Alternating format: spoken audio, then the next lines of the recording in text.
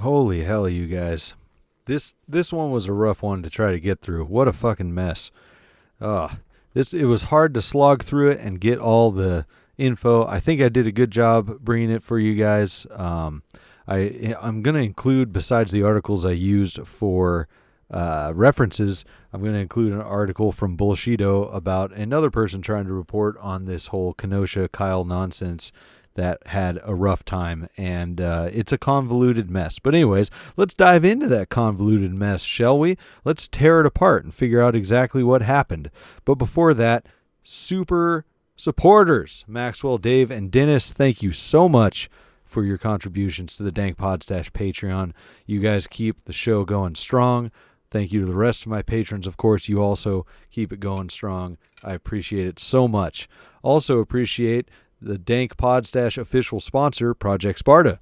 Now's the time to get healthy and in shape, and Greg Papanikolaou is going to get you there with personalized meal plans, training, group support, and tons of amazing fitness and motivational resources and knowledge, including the Project Sparta Facebook group. You can go to projectspartacoaching.com and learn more about Greg's work and get started on your path to health. In this crazy world we're living in, our health is more important than ever. Get up, start learning, communicating, and training. One of the most important and often neglected things in life is your physical health. Get to projectspartacoaching.com now and get after it. Also, shout out to Voluntary Apothecary. Voluntary Apothecary is here to fulfill all of your beard care needs. They carry beard oil, mustache wax, beard butter, and more. I only use their beard care products and I love them. You can check out their amazing products at voluntарyapothecary.com. Listeners of the show can take 10% off your order with code DANK at checkout. Hey, and homie Damon over there at Voluntary Apothecary is going to be sponsoring a giveaway actually for episode 100 of the Dank Podstash, which is next week's episode. So keep an eye out. I'm going to be posting about that and how you can win some Dank Voluntary Apothecary swag. Also, the Dank Podstash is teamed up with Road to Anarchy for a monthly newsletter and more. Road to Anarchy is an online magazine connecting groups of voluntary individuals who are looking to increase their freedom from the state. Becoming more self-reliant and developing a better focus on becoming a productive individual is the only mission. The only division is against the state. No matter your flavor of anarchy, finding your road to anarchy is the first step to progress. The time is now to put our individual differences aside, join up, and create change. You can go to roadtoanarchy.com to sign up for the monthly zine or to patreon.com/thedankpodstash and get signed up with any tier of support. Check out the Road to Anarchy Facebook page and groups to connect with other individuals on the road to anarchy. Where is your road taking you? All right, let's jump in. Let's get down to the nuts and bolts of the Kenosha incident, figure it out, see what the hell was going on, and hopefully learn not to be as stupid as everyone involved. See y'all in there. Enemy of the state. An enemy of the state. Enemy of the state. You're listening to Enemy of the State's Dank Podstash. Check out thedankpodstash.com to find every episode of the Dank Podstash, links to support the show via our BitBacker and Patreon, Dank Podstash merchandise, and much more. If you'd like to advertise on the Dank Podstash, email us at dankpodstash@gmail.com. Zombie presidents! What anarchy! Zombie presidents!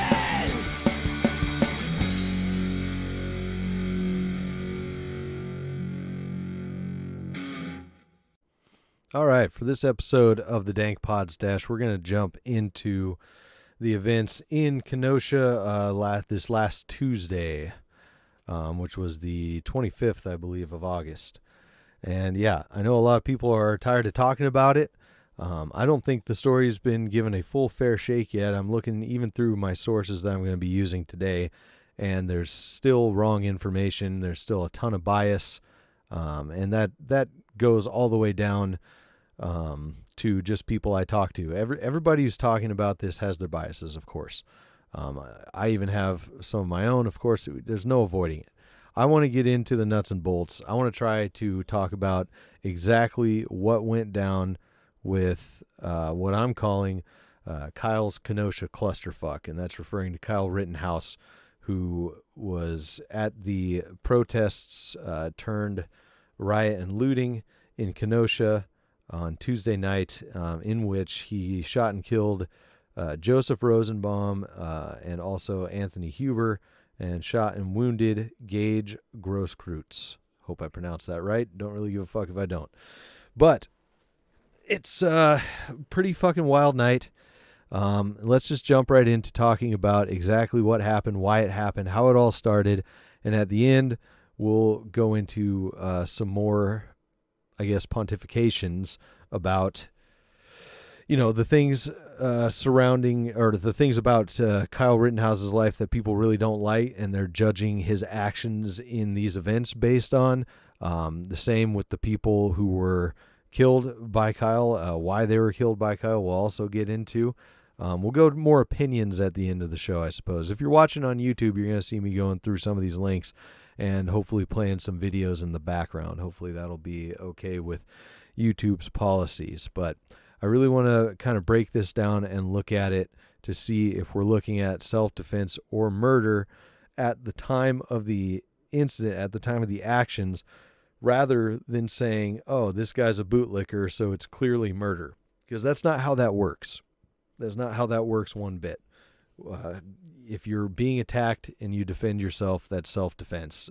Doesn't matter how bad your opinions are considered by other people, because people usually don't consider their own opinions to be bad. That's a big problem trying to talk with other people about this that I've found, and it just doesn't make any sense to me why we're trying to assign, I guess, not just blame for different things, but why we're trying to judge and, assign a crime or lack thereof based on who people are versus what they did in that moment. That doesn't make much sense to me. So let's jump into exactly what happened. So everything kicked off in Kenosha Sunday, August 23rd, when Jacob Blake was shot in the back, as you can see in the picture if you're watching on YouTube, by cops. They shot at him 7 times, I believe I read, and 4 of those shots hit him, and he's now paralyzed from the waist down, I believe. Another incident of cops shooting a black person who was not a threat at the time, and just more cop violence in a time when the entire United States and parts of the world are in the midst of protests and riots and all kinds of shit after the George Floyd killing. Fuck these fucking cops. They're not getting it through their head, and that's a whole nother subject that I've gone on with other guests leading up to this, and with most of you, well, maybe not most of you, but a lot of you who are listening just online. It's ridiculous. They're completely tone deaf. They're just continuing to do their bastardly shit despite without being able to read the room, pretty much. So that's what led up to protests in Kenosha, was Jacob Blake being shot in the back by cops. And that was August 23rd, like I said. So after that is when Kyle Rittenhouse comes into the picture.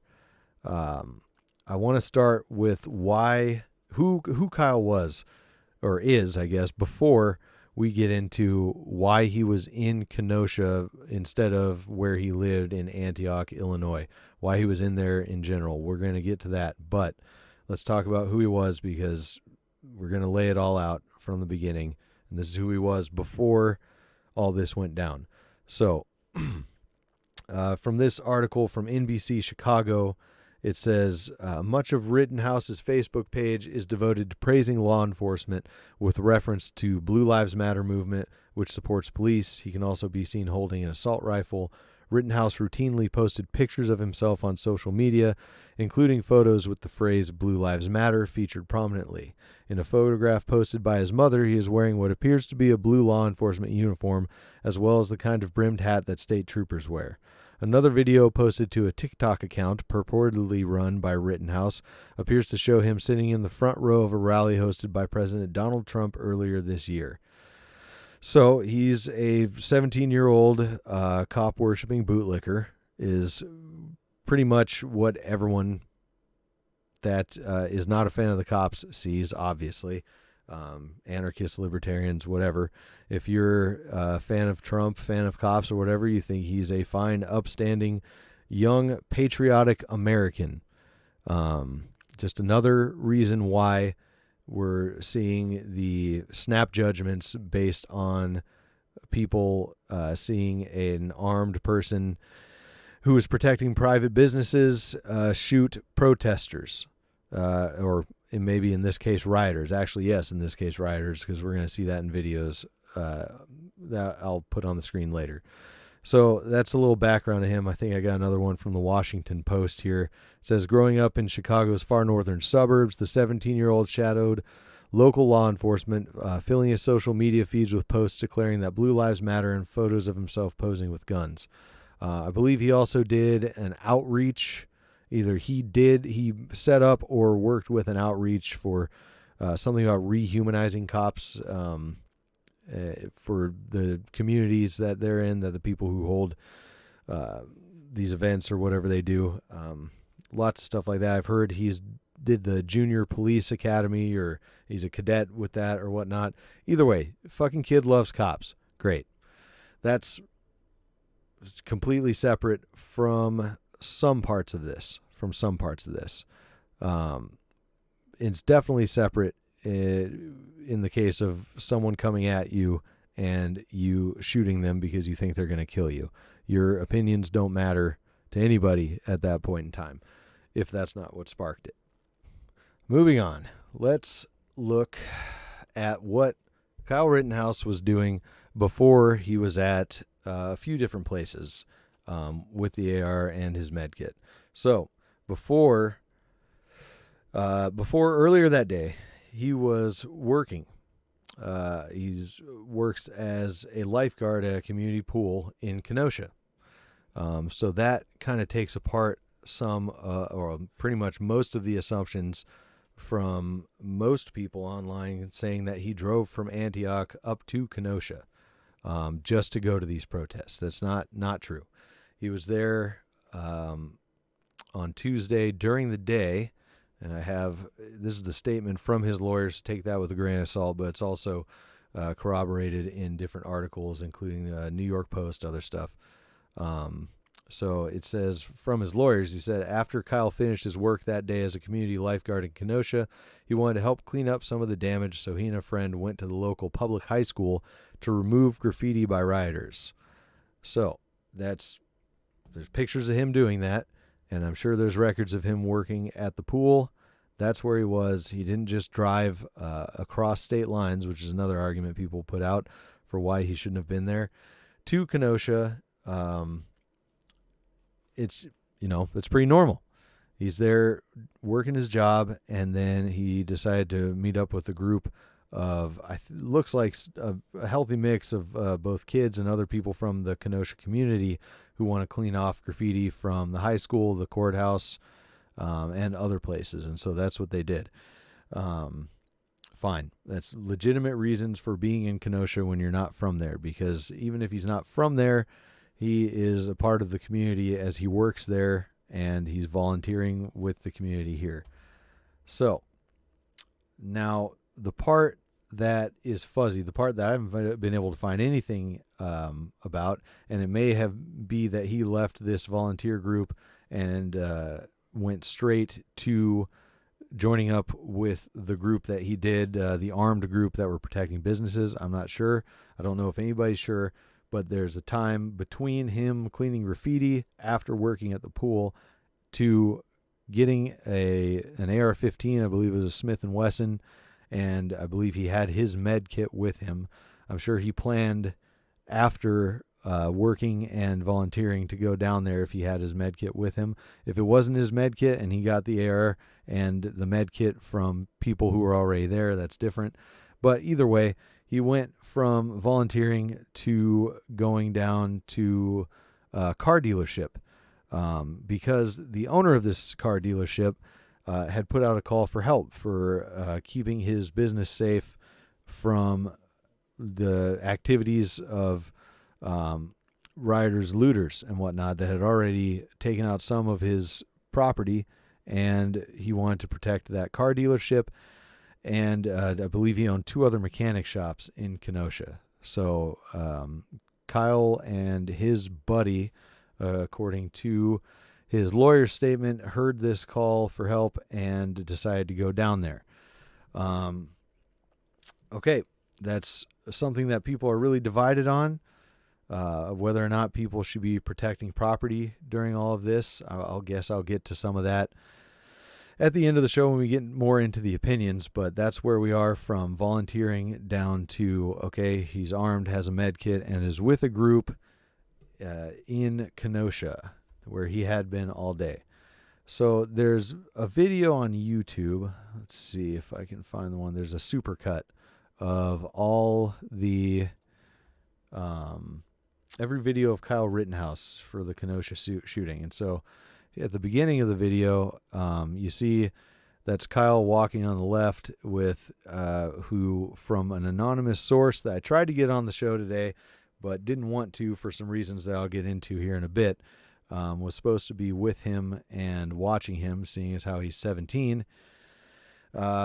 That's them two walking there. And so right here, they're talking to the cops. The cops are thanking them for being down here and giving out water bottles. And it looks like Kyle walks out and wants to talk to them. I'm not sure why the fuck he did that. The cops were trying to get out of there and move on to the next place after they had been done handing out water bottles. But that's part of what was happening before the wild stuff started happening. Was they did talk to cops. I've also heard that the cops had allegedly the cops had said that they're going to funnel people down towards the car dealership, towards Kyle Rittenhouse and the other group that he was with. So whatever, I don't know what their intentions were with that. A lot of people are saying their intentions were to funnel them down to those people so that they could shoot them. That seems like something police would do and also would not do, but that's purely speculation, so let's stay out of that. You're also seeing in the supercut here, there's an interview with Kyle Rittenhouse and some other people from the group he was with. You can watch all these. Like I said, I'll have all these links in the description, and you can check it out. Kyle really liked talking to the people interviewing him and the cops. He volunteered a lot of information, so there's a whole lot of stuff you can check out with that. There's another interview. Let's see. I want to find who interviewed him because, okay, here it is in this article from the Daily Caller. And it's, so there's a couple of guys that were there, Richie McGinnis, and it looks like he had somebody else, and then there was a Shelby Talcott who was also there. And this is a great read, actually, because it's eyewitness accounts of what happened from at least the first shooting when Kyle shot Joseph Rosenbaum. So definitely check that one out in the description. But I believe so it would have been Shelby Talcott who interviewed Kyle Rittenhouse before this at the car dealership. There's multiple different videos of that. There's articles about that. There's all kinds of stuff. So that's pretty clear there. He was standing at the car dealership and, taking interviews. And he was also out there, like I mentioned before, with a med kit. He was out there and actually helping injured protesters. So there's another video here of him actually helping an injured protester. And he leaves during this interview that we were watching earlier because he sees the protesters coming from an area that the police had closed off, him and other people from the group. And they go help protesters and bring them to other people who can give them aid. So these are pretty normal actions for a lot of different of the protests that have turned into not protests, turned into rioting and looting, or even protests that have remained peaceful. There's people getting hurt because the cops are bastards and they're shooting non-lethal at them even when they're being peaceful. In this case, I'm not sure if the protesters were peaceful when they were injured, specifically in this video, but there's definitely video of rioting and looting going on out there as well after this and right before the shooting. And now you're seeing on the video as well, it's saying that Kyle's saying he's an EMT. He's not an EMT. I'm not sure exactly why the fuck he's saying that, but it is what it is. So, timeline so far. Kyle has been working in Kenosha as a lifeguard, then volunteers with the community to clean graffiti, then joins up with a group in Kenosha protecting a car dealership and 2 affiliated mechanic shops, and also gives medical attention and directs protesters to other medical services from when they're hurt. So now we're getting into where the shit started. There's a guy, Drew Hernandez, on Twitter who has some videos of exactly what happened near a gas station. From what I understand, the group that Kyle was with, when he left to help injured protesters, he separated from the group, and when he went to go back to the car dealership that he was originally at, the police had closed off a zone and not allowed him to cross back through to rejoin his group. I haven't seen Kyle Rittenhouse in these videos here of what's going down at the gas station, but you do see Joseph Rosenbaum. He's this small, angry, bald dude with the red shirt right there in the middle of that crowd, causing a lot of shit, trying to talk shit and, bluff charging people, and from other accounts, grabbing at guns and whatnot, which is something that he liked to do quite a bit. So this is what was going down at the gas station during the time, I believe, that Kyle was administering aid to and directing protesters to first aid stations. This is just pretty much the confrontation, if you're watching on YouTube, with Rosenbaum and some of the armed, business guards there. And then you see Rosenbaum and someone else pushing a flaming dumpster past or towards the gas station or police. It's not clear. And somebody puts it out, and that kind of diffuses that situation. But it diffuses the situation, but it also enrages the people who wanted to push a flaming dumpster down the street. And so that's where we get into how Kyle Rittenhouse ties into all this. And I'm going to go back to the prosecution statement about what went down at that point, because it does check out with the different articles and accounts, and you'll find those accounts, like I said, in the description, in the links for these articles. So, after the crowd passes the premises and Kyle believed the threat of further destruction had passed, he became increasingly concerned with the injured protesters and bystanders congregating at a nearby gas station with no immediate access to medical assistance or help from law enforcement. So that we just saw the gas station. If you're watching on YouTube, if you're not watching, there's the Joseph Rosenbaum trying to initiate some sort of altercation with people there, and then pushing a flaming dumpster. So Kyle headed in that direction with a first aid kit. He sought out injured persons, rendered aid, and tried to guide people to others who could assist to the extent he could do so amid the chaos. By the final time Kyle returned to the gas station and confirmed there were no more injured individuals who needed assistance, police had advanced their formation and blocked what would have been his path back to the mechanic's shop. So I may have misspoken a bit there. Either way, he got separated from the... we saw in the video, he left the dealership to help with first aid, and I guess he ended up at a mechanic shop and then the gas station, and so then his path back was blocked to the mechanic shop.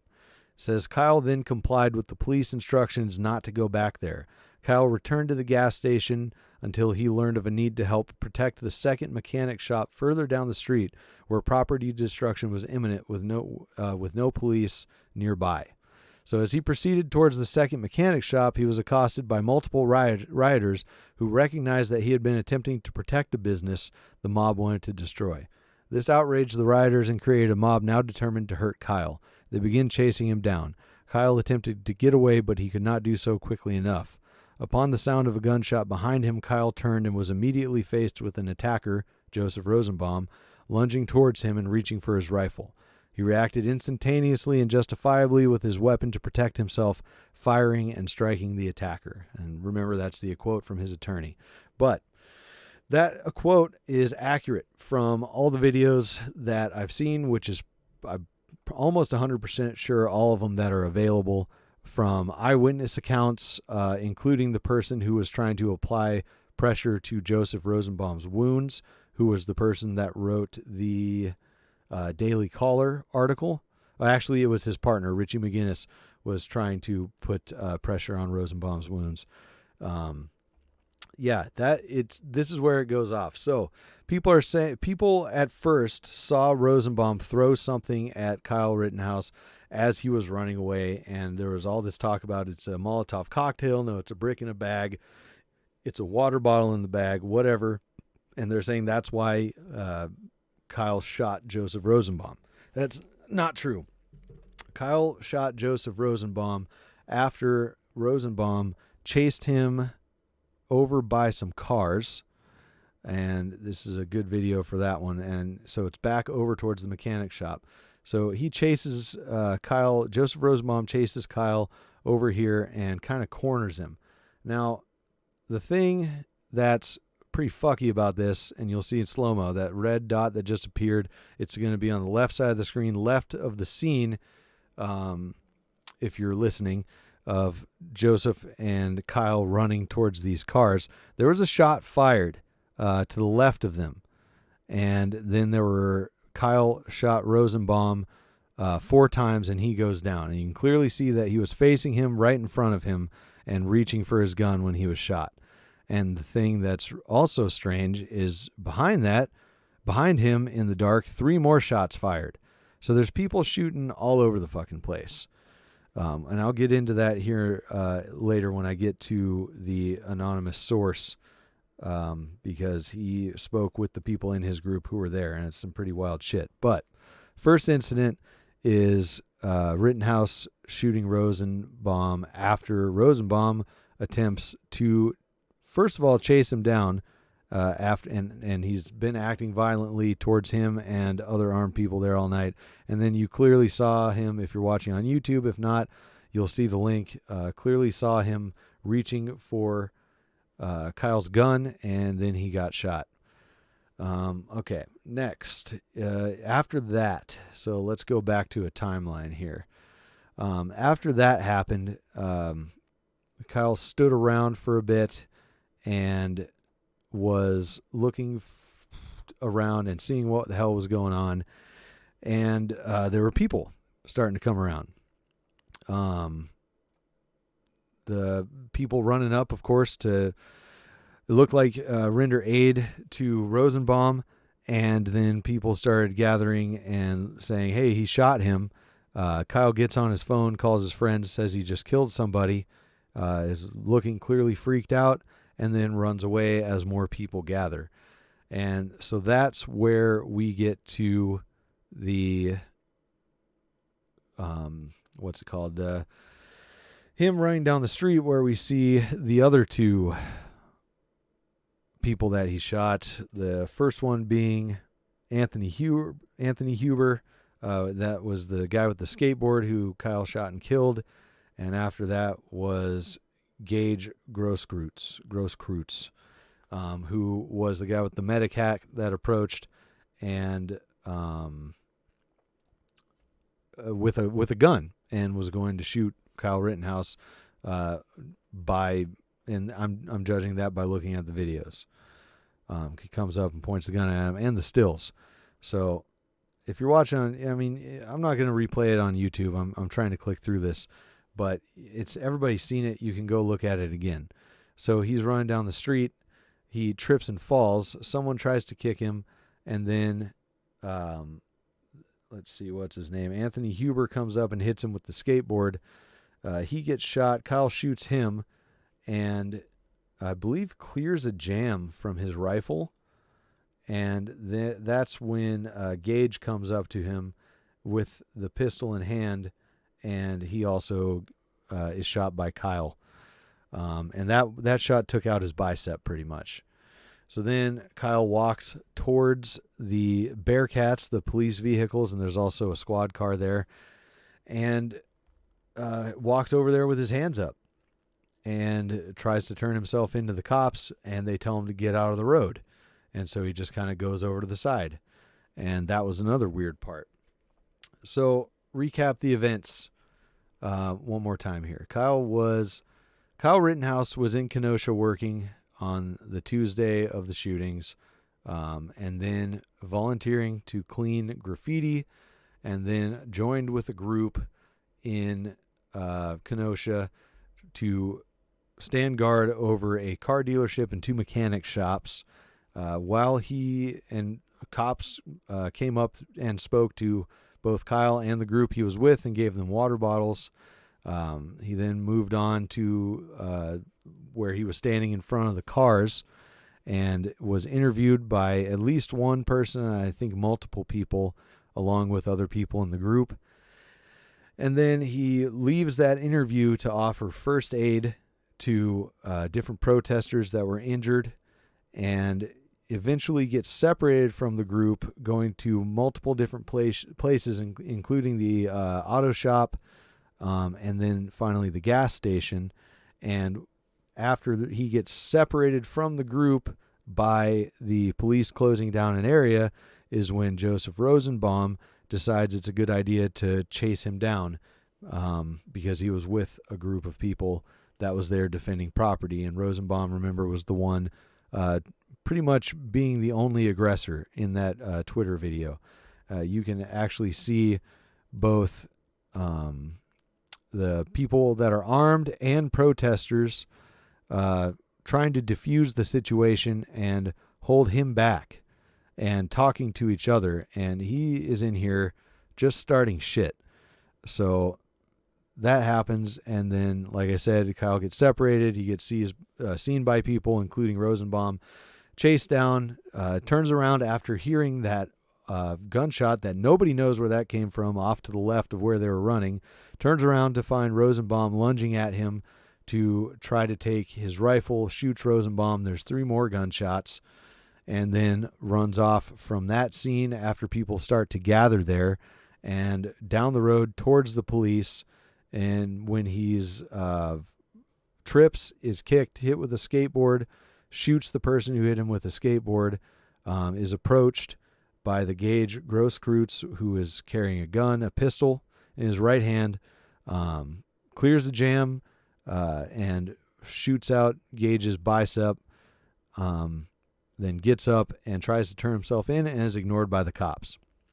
So what do we get from this?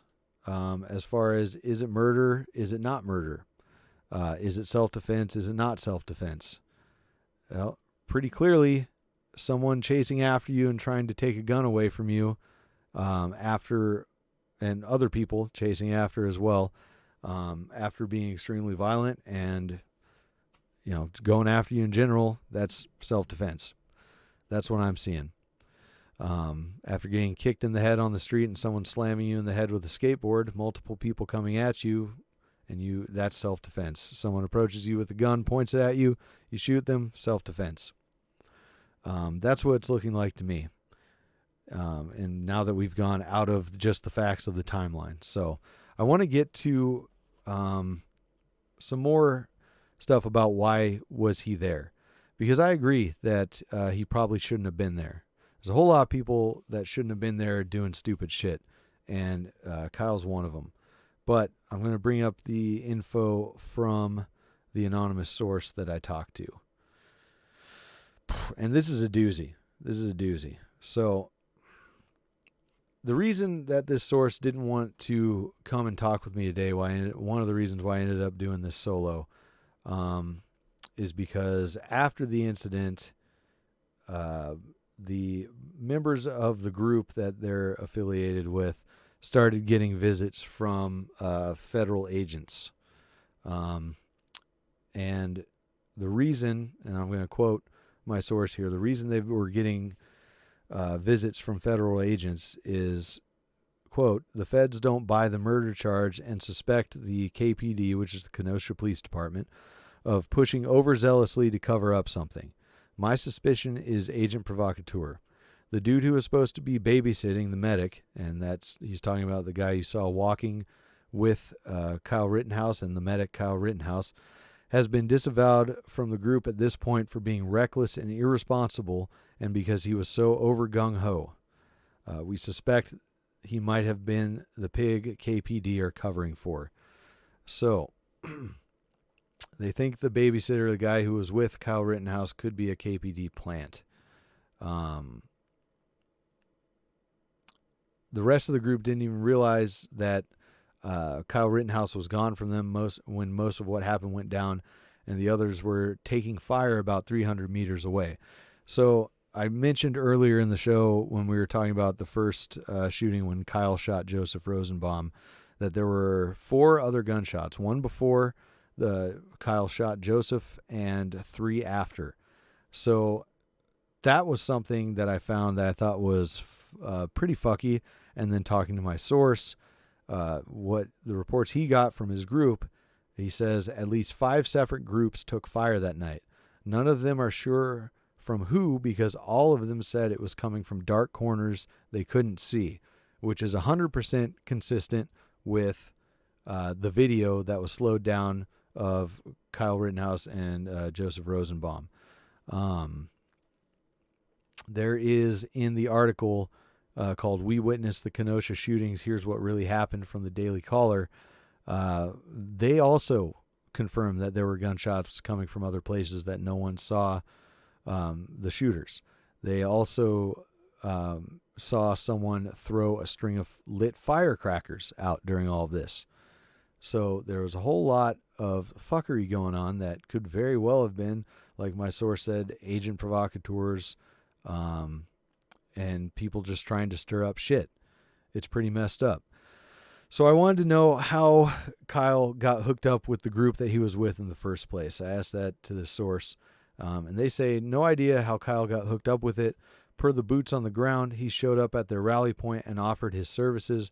The phrase "rando friendly" was used, and I'm assuming that means by the group about Kyle Rittenhouse. And I don't know that he actually knew anyone there, at least that I have been in contact with. And so I asked, how did the babysitter get hooked up with the group? And the babysitter being the guy that was supposed to be watching Kyle and not letting him get separated, which he did.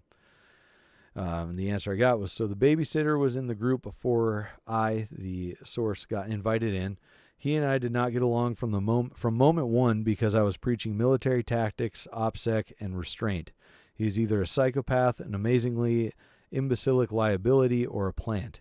Day after everything went down, he was talking about threatening anyone who came at Kyle publicly, disregarding everyone's concerns for our families. Basically, inexplicably reckless and dangerous. After I chewed his ass for what he did to Kyle and how much of a stupid-ass shit show it was, calling out lack of communication, coordination, etc., and accused him of sounding Fed-like, he bailed on the group. So that's pretty wild as well. And I asked how this anonymous source was connected to the group. He says, I got invited to the group through a friend of a friend. They heard about my experience and expertise and asked for assistance.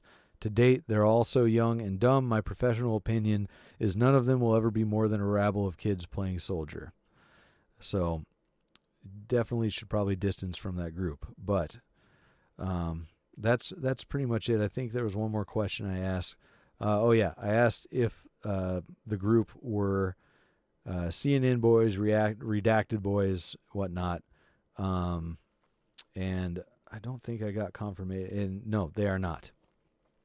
So this is just a group of armed dudes protecting businesses. Did not get the details on their political leanings. So keep that in mind, because I want to keep the redacted boys out of this, because at the very beginning, a lot of people were saying that Kyle Rittenhouse was one of them, and he is not. I made that very clear at the beginning when I read off his activities outside of this as a young person who loves the cops. So That's pretty much everything I've got concerning what was going on, why Kyle Rittenhouse was there, whether or not he should be there, as far as just exactly what was happening. There's a lot of other questions around this, but looking at exactly the actions taken, the situation right then, it seems like self-defense. It seems like his lawyers think it's self-defense, which, of course, if they're representing him, they're going to go for that instead of a murder charge. But there was something interesting about his lawyers. His lawyers are affiliated with Nick Sandman's lawyer. And if you know who Nick Sandman is, he is the smirking MAGA hat kid that was standing in front of the Native American guy that got everybody riled up. I don't know, maybe was that last year? It's pretty wild. They actually started a fund to pay for the lawyer fees. The lawyers that volunteered to help him in this case started a fund to pay for it. And I think that sounds like they truly believe that he's innocent. And this is really just a gift of a case to them with all the video out there as far as self-defense. So lots of people have also said that he crossed a state line with a weapon illegally because he's 17. He did not cross the state line before he got there. He did not have the before or on his way to the protest. He did not have the weapon with him as he was driving from Antioch to Kenosha to work.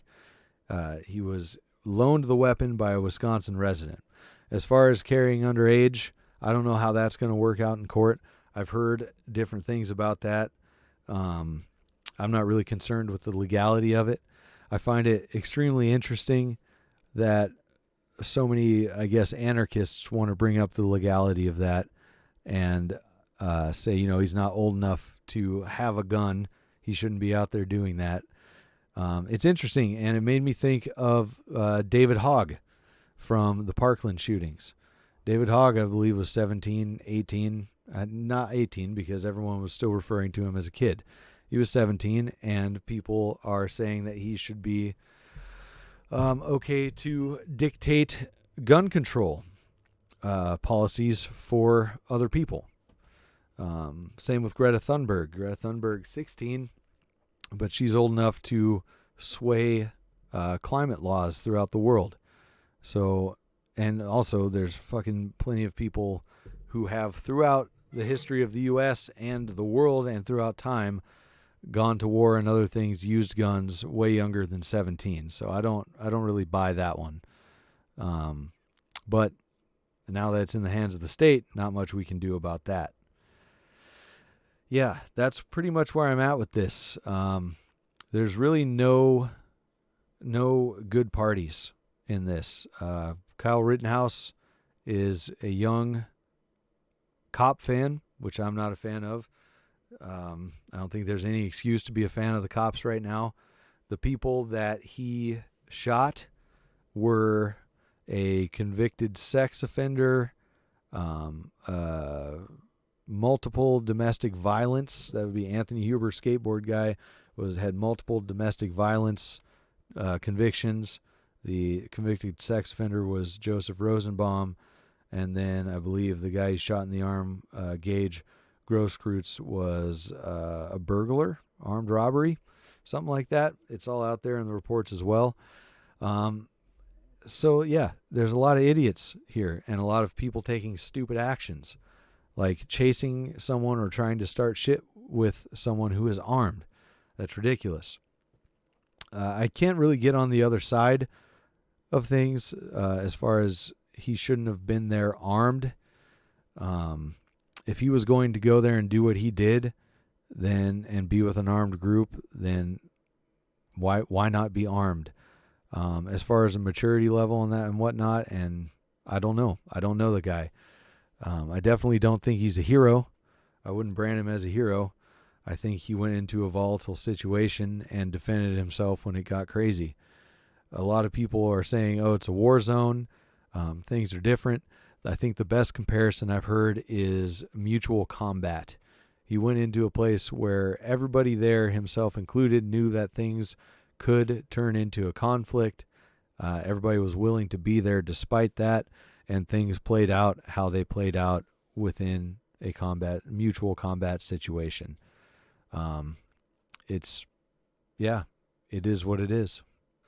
So, things being what they are, let's talk about some of the things that people are confused about, some things that people are getting wrong about this, or possibly even intentionally putting out there to make it seem more like murder than self-defense.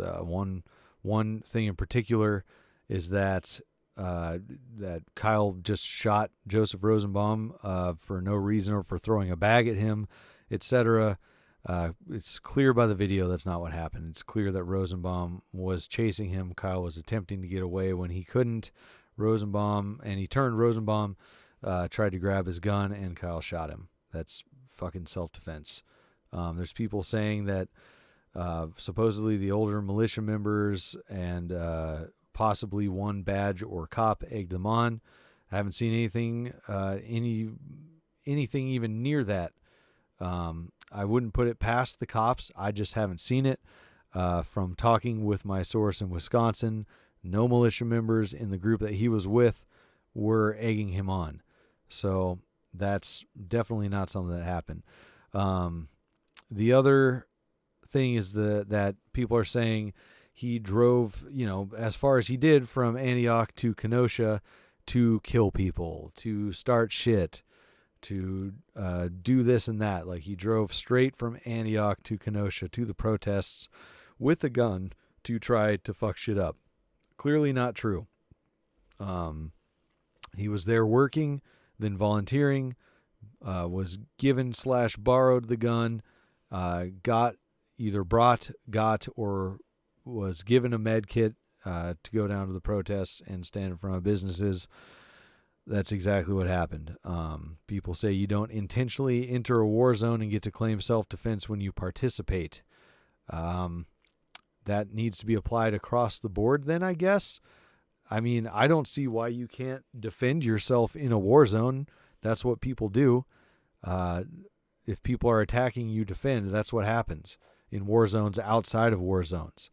The people that ran after, the third guy who got shot, the Gage Grosskreutz guy, was coming up to Kyle Rittenhouse with a gun.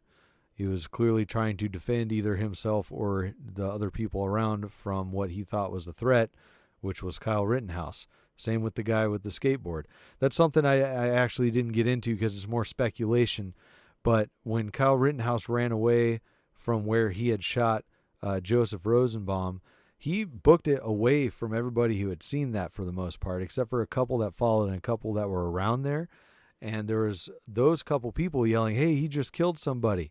And you see the crowd slowly kind of turn because they were walking away in the opposite direction of the cops, which is where Kyle Rittenhouse was running. And you see them kind of stop, be like, "Whoa, hold up, somebody killed somebody." And they see him running and people pointing at him, running after him. They all start to kind of turn that way. And that's when you see a skateboard dude, Anthony Huber, who got shot in the chest and killed, come out. The guy before that run out and kick him. I don't know that I can blame those people for doing that. If all they thought was that there's some violent fucking crazy person shooting people. They didn't know that Joseph Rosenbaum had been chasing him and trying to take his gun, or possibly didn't know what an agitator Joseph Rosenbaum had been earlier, trying to start fights with people. All they knew was like, hey, that guy shot this guy, get him, and went after it. And it's not necessarily the smartest decision. It could be a brave decision if you think you're going to be protecting people, but that's something to keep in mind as well. The going intentionally into a conflict zone, war zone, mutual combat zone, whatever the fuck you want to call it, fucking riot. Everybody there is there intentionally. That does not preclude self-defense. I think that's kind of ridiculous. We already covered coming out of state. People saying he gets now this one is something I agree with, because I think it's kind of fucking weird how the cops just let him walk by. They were right down the road. They were facing where he shot the second two people, and they just told him to get out of the road, even though he was trying to turn himself in. This is Kyle Rittenhouse with his hands up. That's pretty wild. Yeah, that's weird that they treated it like that, and I'm not sure why they did that, but someone said he got treatment from cops that no black man would ever get. I don't know that it's no black man necessarily, but it's definitely that most would not in that situation, I don't think. And especially if the cops saw what happened and then ignored him to go down to the scene of where it happened. That part's weird. I actually have an article here talking about that from the Chicago Sun-Times. And I believe, it's from Chief Dan Miskinis of the Kenosha PD. He said, "My officers did nothing wrong in allowing teen gunmen to walk away after allegedly killing two protesters." That's interesting. And he said there were a lot of people in the area, a lot of people with weapons, and unfortunately a lot of gunfire. So that's one more thing corroborating the story of all that random gunfire and even the firecrackers that we were talking about earlier. There was a lot of people shooting and nobody knows who the fuck they were. So keep that in your mind when you're thinking about this and protests as well. But continuing the quote, "So what the officers were walking into or driving into in this case was a shots fired complaint, not a shooting, not a person down complaint. We've had many of those over the course of this unfortunate event. They see somebody walking towards them with his hands up. That too isn't out of the ordinary given all the events going on. We have armed individuals out protesting or counter-protesting or simply walking around exercising their right who will put their hands up. It might have been abnormal 2 weeks ago. It's no longer abnormal. So there was nothing to suggest this individual was involved in any criminal behavior. Given the circumstances, Miskinis said there was no lapse in judgment by his officers. He says, clearly they're not seeing him as a suspect or threat of any kind, he said." It's just fucking weird. There's more to this article, and like I said, they'll be in the description. But look at this. This picture right here of Kyle Rittenhouse. If you're listening, it's him in the middle of the street walking directly towards a Bearcat in a squad car with his hands up, rifle hanging. It's a short jog from where he was up the street to where he shot the last two people, and there's spotlights on all these vehicles pointing directly back that way. I don't understand that one. That's a weird one. One of the other things, people don't know how anyone allowed a 17-year-old to open carry in the first place. I think I talked about that earlier, about the different roles that people are okay with 16 and 17 and around that age year olds having, that they're comfortable with. There's people saying that Kyle Rittenhouse looks shaky and untrained. I didn't see that. That was some pretty quick maneuvering and even clearing a jam in between being attacked and eliminating the threats that were coming at him. It looked pretty well trained to me, or at least well composed. It's just the number 18, right, for having a gun is pretty much the number that the government likes to throw out for just about everything. Joining the military, all that stuff. And he's just shy of that. I don't know that that's necessarily relevant from an anarchist perspective. It'll definitely be relevant from a state perspective. So I guess we'll just have to see how that turns out. As far as a group letting a 17-year-old join up with them and someone loaning him a gun, I don't know about that. If I was out there in a group, armed group protecting businesses, and a person who looked as young as Kyle Rittenhouse came up and asked to join the group, that's not something I'd be interested in. First of all, I'm not interested in letting strangers into the group that I'm with that just come up and ask to be a part of it, especially in that circumstance.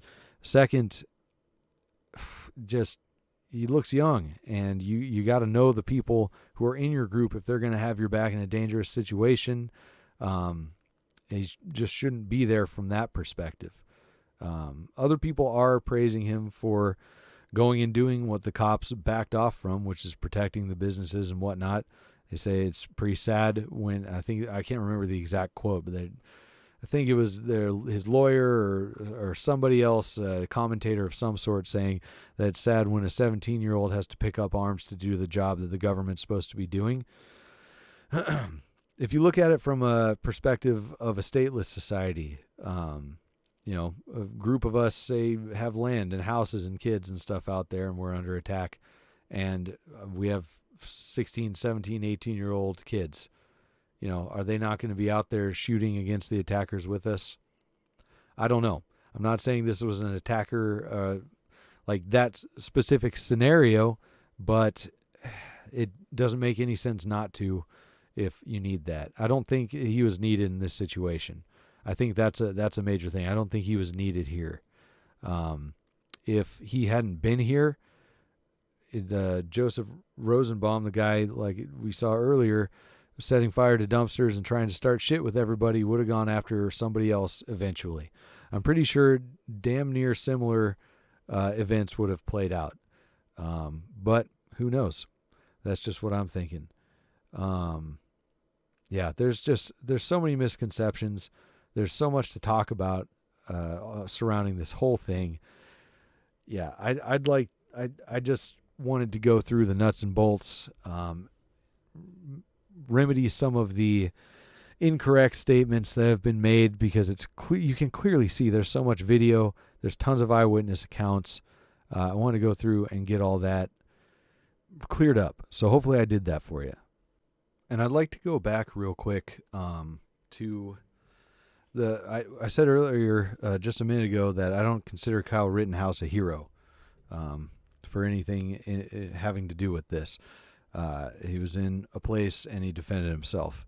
I also don't consider the two people he killed and the one he wounded to be victims.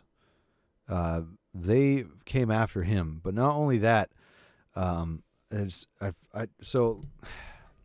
it's fucking rough and wild trying to extricate protests from riots and looting, and the amount of people saying that rioting and looting is okay, that needs to be happening right now.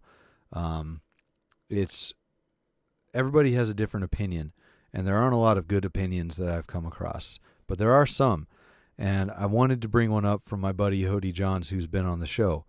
And this is why I don't consider those guys victims, because of the shit they were doing with lighting stuff on fire and destroying things other than the government buildings. The whole reason that these protests are happening is because of state agents killing people and brutalizing people and not doing anything near what they're quote-unquote supposed to be doing. Let me just get to this from Hody, though. Hody posted the other day, he says, "If you support the protests for racial equality and oppose this militarized police state, you absolutely must condemn the looters and vandals." As I was piecing together all of the footage and evidence from the Kyle Rittenhouse shooting last night, I noticed something that I also noticed during the Floyd protests that swept the nation months ago. In almost every video of someone destroying someone else's property, there's a protester shouting, "Stop," or "Don't be a fool," or "Do you want Trump to win?" at the person or people doing this. The destruction is not the movement. It only becomes the movement when you are fighting for liberty and make excuses for them. Some hurt people hurt people. Some people that are raped go on to rape others. Some people who are abused end up abusing others. But many also live lives that testify to the wickedness of hurt, rape, and abuse. If you love the protests like I do, please cut these rogue actors from the movement and stop making them feel wanted or useful. And I gotta say, it's just one more thing I agree with Hody about. It doesn't make any sense to me why people are going after anything other than the police stations, the courthouses, the government buildings. Those are the people who are writing the laws and sending out the people to hurt them and the people who are hurting them.